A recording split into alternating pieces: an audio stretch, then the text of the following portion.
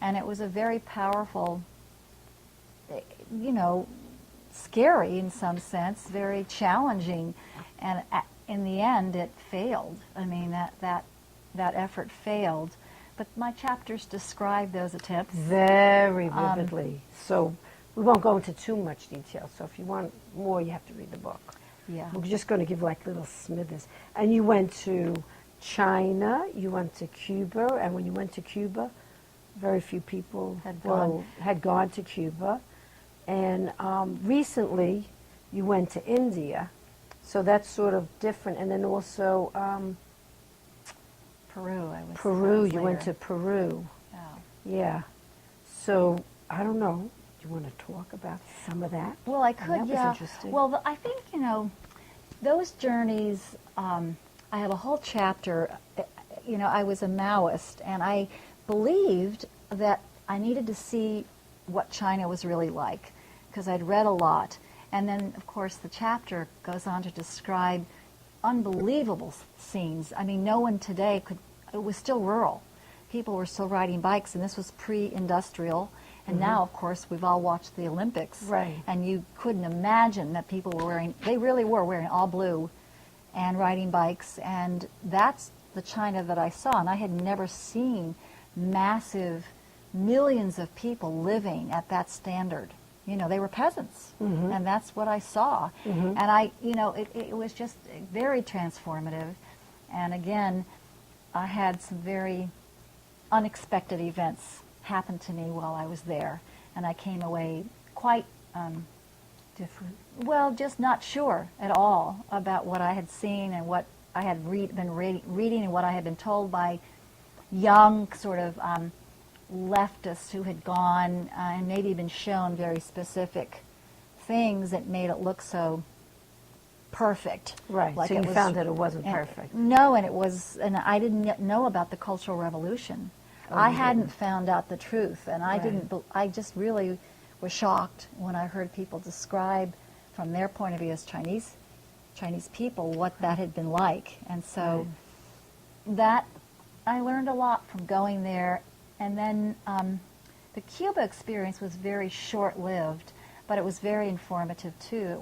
I saw Fidel Castro speaking in the Plaza of the Revolution, and I mean, it was interesting to see that island at that time in '78, because I think I was still kind of a true believer, and when that was much more real. I mean,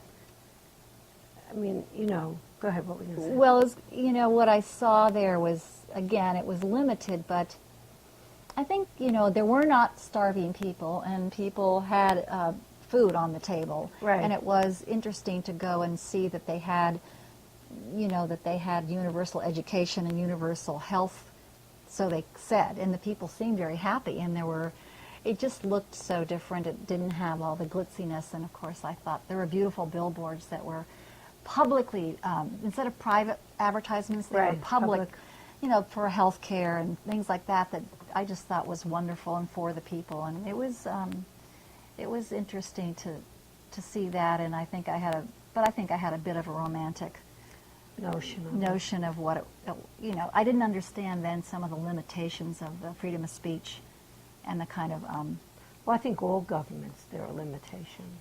Yeah, and so that I didn't see and didn't know about till later. I didn't realize. Well, you also were younger. Yeah.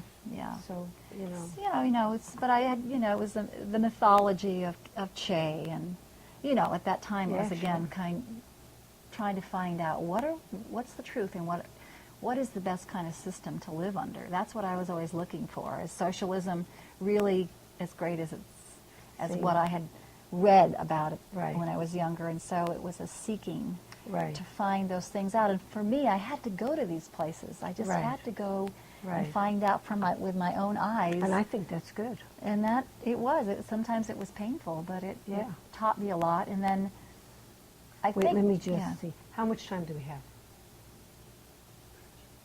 Okay, 13? So we've got 13. So I don't mean to interrupt you, but do you want to fast forward and talk about other phases of your life, or because this is really the early part of your life? Let's see. About your work on Mission Hill? What's Yeah, about that? well, after I left that workplace organizing, Right. I got expelled from the They cell. fired you. They fired me. I I was in couldn't a believe little it. cell. Right, and they fired you. And they fired me. They Right. said, I wasn't carrying out the mass line Right, properly. right. And it was like, that was the final blow. These were Right. my comrades. Right, right, And, they didn't, I stayed in the shipyard under unbelievably I painful know, conditions. I know. And then I got kicked out. So that was the end of the Marxist-Leninist labor-based for me. I knew people who continued. And I actually still know people who are working in some of the electronics plants that are still up in the New England area. But I put everything into, I became, no one could believe that I got married, because I was a feminist, and I had said I'd never get married, I'd never have children. Go ahead, keep going. He'll answer going. the phone. And I did. And my husband built a passive solar house in Mission Hill, which was in the inner city in Boston.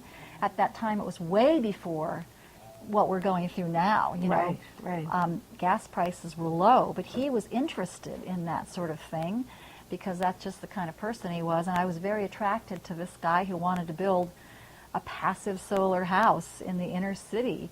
So I just fell in love, and I became a community organizer and kind of switched gears, but still got very involved in the community. In the inner city, where there Yeah. was a lot of, poverty and a lot of violence, and need to have, community watches. And we were battling at that time to get affordable housing and to stop the expansion of some of the major institutions around this neighborhood. Which you did. And we did, actually. Right, you and, did. And I made a video about that, which is actually on my website from 1985.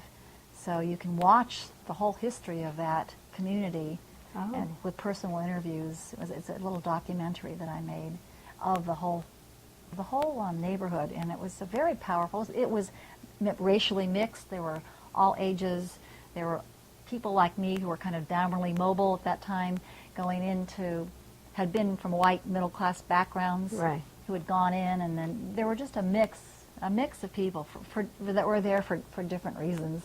And I had both my children there, and I became more of a reform worker, and became a paralegal at Legal Services. And so that's how I kind of translated the revolutionary spirit into something more practical and more kind of realistic in terms of where the United States really was at.